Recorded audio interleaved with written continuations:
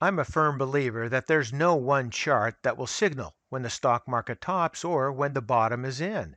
But technical analyst Chris Kimble argued last Friday that an important indication could be gleaned from a commodity index with regard to the current stock market collapse. Kimble believes that this indication is being tested right now. He stated that this particular chart is testing a support level that has held for the past 40 years. But what if it doesn't hold? Well, let's take a look.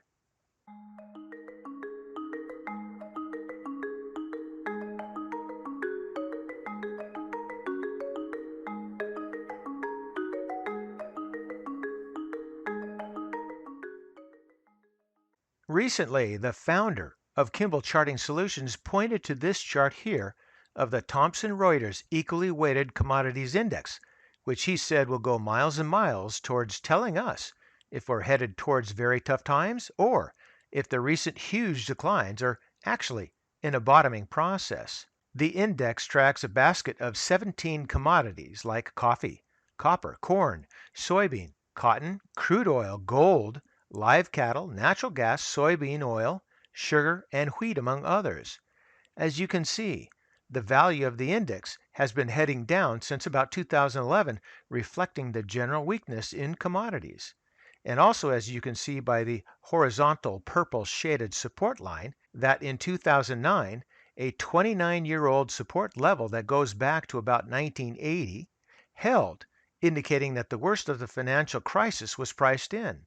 Based on the chart, that level is being tested again with the recent downtrend. According to Kimble, if the index holds at the 2009 support level, it would suggest that lows are in play and the worst has already been priced into the markets. But if the index breaks the 40-year support resistance line, it would suggest that some really tough times are ahead. Spoiler alert, the support won't hold. But it's not because we are or aren't at the low for the market. It's because this chart, in my humble opinion, has no bearing on whether we are near the market lows or not. There are so many problems with this thesis, it would take me too long to explain. So let me do it with this next chart. Some of you may remember when I made a video regarding population and the huge impact it had on the economy, and in particular, the huge impact population has on the stock market.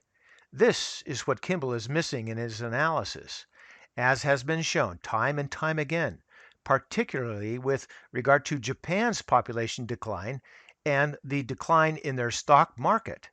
The peak in the labor participation goes much further in explaining inflation, the stock market increase, and now deflation or disinflation. As shown in this chart, the peak in labor participation was in about 2001. Does that date sound familiar with regard to the stock market? Do you remember the dot-com bubble?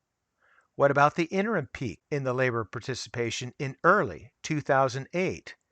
Does that coincide with the stock market in any way? Perhaps the great financial crisis. But more on topic, the drop in the labor participation, which has a lagging effect, has way more to do with commodity prices than the coincidental stock market level of today. And it's as simple as supply and demand. Traditional technical analysis is fine, but all one does is look for the market to drop to some arbitrary support line or move up to some other arbitrary resistance line. Using the oscillators, we can watch the market evolve and gain or lose strength. The oscillators also help us explain what is going on so we can better anticipate moves in the market. The point is, there are commodities that we can pay attention to because they do have some direct value for technicians such as gold, silver, or Mr. Copper. But stay focused on what's important. And the previous chart is not important. It's a fanciful story, but not one we can glean any useful information from. So thank you for staying with me. We'll crack the code on this market long before most. And so for today, that's ChewDog Charts. Thank you.